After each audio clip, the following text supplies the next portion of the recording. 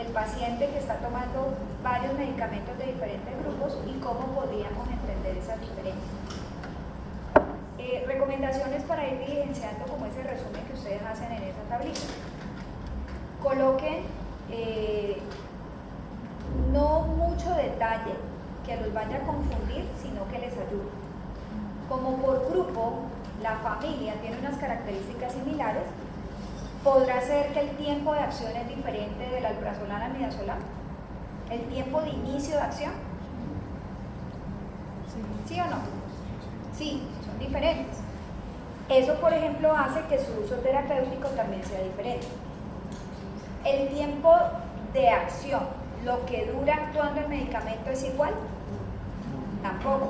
Entonces, eso es lo que hay que colocar probablemente allí en la tabla que haga la diferencia entre un grupo y otro, pero el mecanismo va a ser muy similar en todos tienen un mecanismo similar, algunos tal vez actúan en un receptor, otros en otro, entonces esas diferencias, si hacen un efecto mayor o menor o un efecto adverso diferente, eso es lo que deberían de colocar.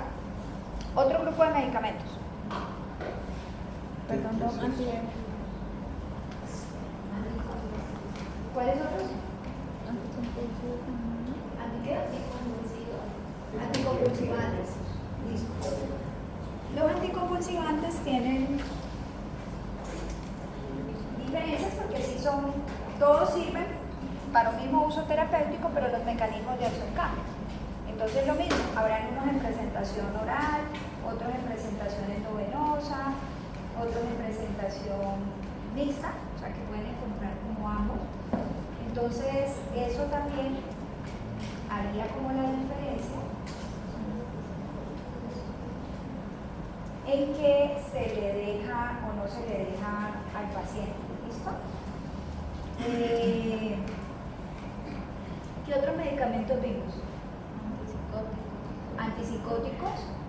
Lo mismo, con los antipsicóticos tenemos un mismo uso terapéutico, que es controlar ciertos síntomas en relación a la parte de la esfera mental, pero cada medicamento tiene un mecanismo de acción diferente, también una presentación, un uso, y probablemente funciona mejor, no sé, tal vez como inductor del sueño, otros sí necesitan usarse solamente en casos un poco más avanzados de ciertos síntomas psiquiátricos. Entonces, la idea es poder como en ese resumen identificar esas diferencias. Bueno, y quitar como los conectores. En la clase pasada alguien me preguntaba, es que en el vademecum a veces aparece una cosa, el vademecum no sería una buena ayuda en este momento, porque el vademecum ya dice es formúlelo en tabletas, en inyecciones, y por ejemplo aparece carbamazepina solo para convulsión, cuando ustedes saben que tal vez modula el dolor y lo usamos en pacientes para otras cosas. Entonces ahí pueden complementarse como en algunas presentaciones, pero no pueden basarse en esa parte porque estamos viendo todavía lo básico del grupo de medicamentos y no solo ya como en internado, que es formular. Bueno, entonces eso como para que en esa construcción vaya siendo cada vez más organizada y ese resumen les ayude a todos. Siempre dividimos, o la idea es dividir, como son bastantes medicamentos, el trabajo en clase, si lo vamos a desarrollar en clase o así sea en la casa, que sea como entre diferentes grupitos, para que eso quede, como les digo, muy bien construido. Es un trabajo que se hace una sola vez y se comparte, y así entre todos se ayuda. Entonces sean muy juiciosos en eso, pero es responsabilidad del que recibe la información y ya la tiene toda, cómo va repasando de cada grupo de medicamentos las cosas importantes. No es aprenderse a profundidad todo, porque nadie se va a aprender a profundidad toda la farmacología, imagínense, no es lo que sería, pero sí saber muy bien lo del grupo, identificar las diferencias. ¿Listo? Eso como para saber qué estudiar. Hay una información general que ya la habíamos discutido acá en clase, que es para que la tengan en cuenta, que son las preguntas que están arriba. Y la idea hoy, como les digo, es en base a este caso clínico, con base en este caso clínico, perdón, ir mirando qué harían con este paciente frente a las preguntas que se están haciendo ahí. Entonces, Julio ya llegó, ¿verdad? Por acá lo vemos. Doctor, ¿a usted qué fue lo que más le llamó la atención del caso clínico? En general. Bueno, la cantidad de medicamentos que tiene el paciente. Bien. Y ya, digamos, me llamó la atención la metformina porque pensé que las personas la utilizaban como más que todo para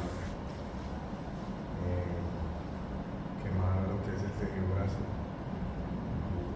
Y pues vi que se utiliza más que todo para lo que es la diabetes mellitus. Listo. Entonces, lo primero que llama la atención es que el señor se toma 10 medicamentos. O sea, eso es una mezcla tremenda. Especialmente un paciente que toma más de 3 medicamentos, ¿qué es lo que puede pasar? Hay interacciones, que se acuerdan que fue una de las preguntas. O sea, no solamente interacción, a veces potenciación, a veces se suman efectos adversos, entonces un mismo medicamento tiene el efecto adverso y son 3 medicamentos con el mismo efecto adverso, entonces en el paciente eso se magnifica. Y por eso es que es tan importante, cuando uno los ve por separado, pues listo, ya, pero cuando ya ve una persona que tiene todo un manejo, empieza a hacer un análisis clínico diferente. Entonces, eso es algo que llama mucho la atención. Al doctor Miguel que le llamó la atención la metformina, que la había escuchado para bajar de peso, y no es un medicamento para eso, pero que usualmente, por, no sé, la conexión que hay ahorita tal vez por redes sociales, entonces alguien le da por decir que eso sirve para eso y termina usándose de una manera tal vez inadecuada. Bueno. ¿La doctora Nigere llegó? Sí, Hola. Doctora, entonces, la primera pregunta es para poder aclarar por lo que viene el señor a consulta. Entonces, ¿cómo funcionan las terminales nerviosas en la parte sensitiva y motora? Acuérdense que la terminal es donde finaliza el nervio. ¿Esa terminal nerviosa cómo funciona? ¿Qué encontraste de eso? Pues las vías sensitivas, también llamadas ascendentes, pues son canales que comunican diferentes partes del organismo con la médula espinal, pues con la idea de llevar la información sensitiva sobre el destino en la corteza cerebral. Y pues el sistema nervioso central, para poder cumplir su función de recibir y transmitir señales eléctricas, necesita de la médula espinal y de neuronas especializadas que se encargan de ejecutar correctamente la tarea. Y pues esas neuronas se agrupan en 2 vías principales, que pues, las cuales son conocidas como las vías motoras y sensitivas. Pero ¿cómo funcionan las terminales? Ahí nos estás contando es que existe una parte motora y una sensitiva, pero ¿cómo funciona? O sea, ¿por qué una persona se puede sostener de pie? ¿O por qué una persona siente que está pisando? Ese sería cómo funcionan esas terminales. Doctor Michael, cuénteme, ¿usted qué entendió o qué colocó ahí en esa pregunta? Pues también como comentando lo que se la compañera, que estas vías ascendentes pues, son formadas por otras vías en las cuales tenemos como lo que es el tracto espinotalámico, tracto espinoolivar. Miren que ahí están contestándome la anatomía, pero esa no es la pregunta, es cómo funciona. No está mal, porque hace parte de lo que hay que conocer, pero ¿cómo funciona? Doctor Rico. Pues básicamente lo que hace es identificar diferentes tipos de estímulos.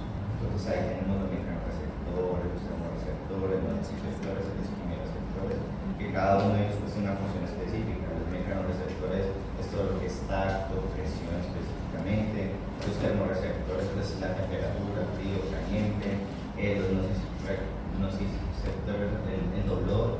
Y los quimioreceptores pues son sustancias específicas. Entonces, las terminales nerviosas reciben la vía sensitiva información de los receptores. que están localizados en las extremidades. Recuerden que la pregunta que hacemos es extremidades. Llámense pues miembros inferiores y superiores. Entonces, las extremidades tienen esas terminales nerviosas y por eso tenemos ciertas sensaciones. Y la parte motora, o sea, lo que sensan las terminales nerviosas van a la corteza por las vías que estábamos diciendo. ¿Y por qué ruta? Si lo decimos a grosso modo. ¿Por qué hasta de la parte de la médula? ¿Por cuál lleva la información sensitiva? Astas posteriores. Y regresa la parte motora. Por ejemplo, que uno se mantenga de pie. Sí, a mí, ¿qué hace que yo sienta el piso? La presión de mi cuerpo sobre el piso. ¿Eso cómo se llama? Propiocepción, que es sensibilidad profunda. Eso viaja por las astas posteriores y le dice a mis músculos que estén relajados o contraídos. Contraídos, porque voluntariamente yo decido estar de pie. ¿Ya? Entonces, ese control tiene que ir como bidireccional. Ahora, esa pregunta en la parte pues tanto sensitiva como motora, ustedes ya saben que implica una cantidad de neurotransmisores, que eso no es un proceso tan sencillo, y que esa cantidad de neurotransmisores nosotros farmacológicamente los podemos modular de cierta manera. La segunda pregunta, que es lo que se le está encontrando al paciente en el examen físico, María Isabela, ¿qué piensas de eso? ¿Qué son esas pruebas de diapasón y monofilamento positiva en el paciente?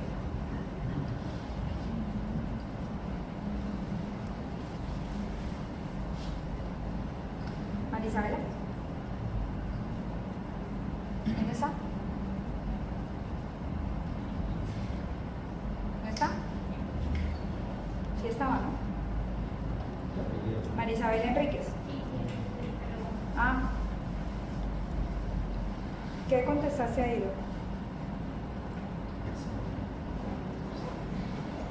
Dana Carolina.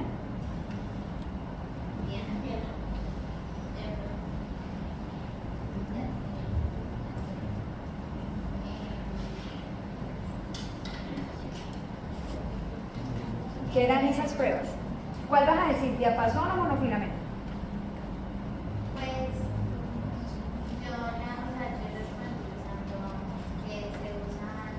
Pero ¿cuál es cada una? Porque la pregunta es que ¿qué demuestra la prueba de diapasón, por ejemplo? Evalúan dos cosas muy diferentes, ¿no?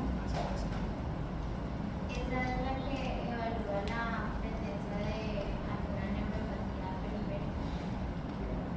Pero ¿cómo es la prueba? ¿Qué es lo que hace? ¿Usted ha visto un diapasón? ¿Dónde los han visto? ¿En qué? Ajá. ¿En qué utilizaban el diapasón?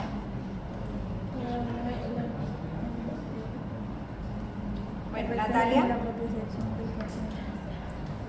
Natalia, cuéntame. Diapasón, ¿lo viste? En semio 1. Físicamente el aparato. ¿En qué práctica tendrían que haberlo visto?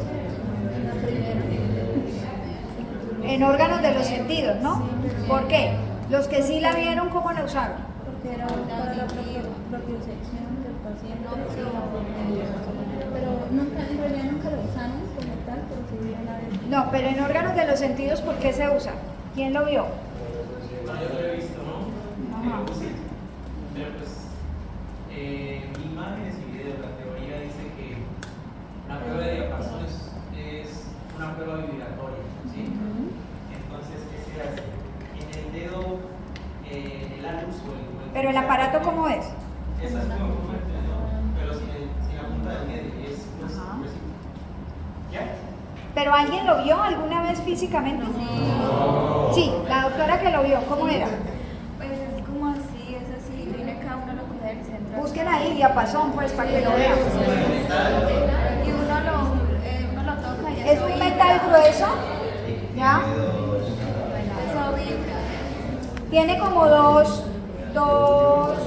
partes y una base. Todas son un metal, sí, y uno lo golpea y eso vibra, ¿ya? ¿Y se usaba para colocarlo en dónde? Bueno, generalmente en la transmisión ósea, ¿no? Para ver que la conducción ósea pues de la vibración se dé, y uno lo pone por ejemplo en la mastoide, y eso pues evalúa unas cosas. Entonces, ese diapasón, ahora sí, si ya lo vieron físicamente, toca ver entonces lo que dice, lo que encontró el doctor. Entonces usted encontró que cómo se hacía la prueba de diapasón en las extremidades, lo que estaba dándole al paciente. Pues sí, profe, entonces al paciente se le acuesta en el cúbito supino y con el diapasón se realiza como esa vibración pero de lados, y es como la parte plantar generalmente cuando está así. Pues si el paciente en este caso no siente la vibración, ¿sí? O no dice sí la siento, es indicativo de que tiene una neuropatía periférica.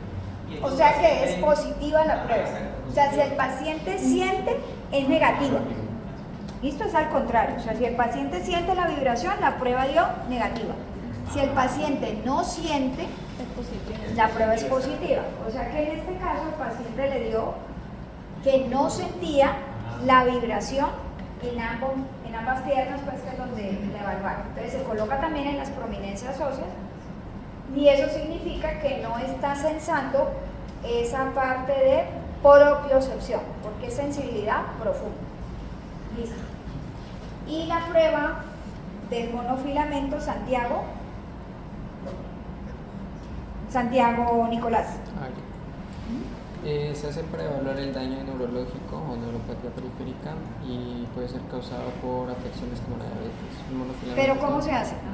Debe colocarse de ¿Qué es el monofilamento? Es un ¿cómo decirlo? Como unas hebras. Bueno, ¿han visto? ¿Tienen martillo de reflejos? Sacan la, ¿cómo se llama? La brochita. Hagan de cuenta un pelito de la brochita o un cepillo del cabello. No, porque el nylon pues como se pierde. Es como hagan de cuenta el cabello, el cosito del cabello que se queda siempre como de los cabellos que son de los cepillos que tienen como las cositas así paraditas, ¿no? Ese filamento chiquitico, hagan de cuenta que es. No puede ser cualquier cosa, entonces yo voy al cepillo de mi hermana, voy y le corto un pedazo y voy y chuzo a los pacientes. No, porque debe ejercer ¿qué presión? Específica. Es una específica. ¿Cuántos gramos? 10 gramos. 10 gramos, o sea, eso significa que yo hago una presión de 10 gramos. Por eso existe, no sé, en una casa médica, uno dice, denme un monofilamento, así como denme un fonendo, denme un tensiómetro. Es un instrumento de examen clínico y viene como la tapita, hagan de cuenta esto, que yo le sacara la tapita y aparece como el filamento y vuelvo y lo tapo, y debe tener una basecita pues para usar. ¿Qué significa la prueba positiva? ¿Qué es lo que hace? A ver, digamos, en caso de que sea negativa, pues hay una pérdida de la sensibilidad, sobre todo en los pies, porque ejercen unos puntos específicos. Y en el caso de que el paciente diga que no siente, doctor. ¿Que no siente? Sí. Neuropatía ¿Cuánto es que, cómo se hace? Pues se ponen de cúbito supino al paciente, se le pide que cierre los ojos y se presiona con el filamento perpendicularmente a la piel y en la zona pues plantar. Se ejerce la presión de 10 gramos, es aproximadamente 1 litro en el paciente, y ahí se verifica la sensibilidad. ¿Pero cuántos puntos? ¿De cuántos puntos? ¿Hay que tocar en cuántas partes? 10 partes. Exacto. ¿Y si da más de cuántas? Más de 4. Muy bien, entonces hay que decirlo completo. O sea, la prueba es no que yo toco y ya no sintió, ya. De malas, ya, perdió todo. No. Usted en la zona que está evaluando, llámese el X dermatoma que ustedes tengan, pues ustedes deben de presionar en 10 puntos diferentes, y si en 4 de esos, más de 4 de esos, el paciente no siente, la prueba es positiva. ¿Listo? Dígame, doctor Jean Paul, ¿va a decir algo? Se perdió. ¿Iba a decir algo? Ya. Bueno. Entonces, el paciente Con esas dos pruebas positivas, ahora sí, ¿cuál sería la conclusión? Que tiene una neuropatía somática periférica, ¿verdad? Que hay un compromiso periférico,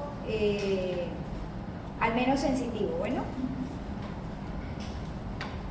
listo. Entonces, eso es como para tener el contexto de lo que luego el paciente nos va a preguntar. El paciente está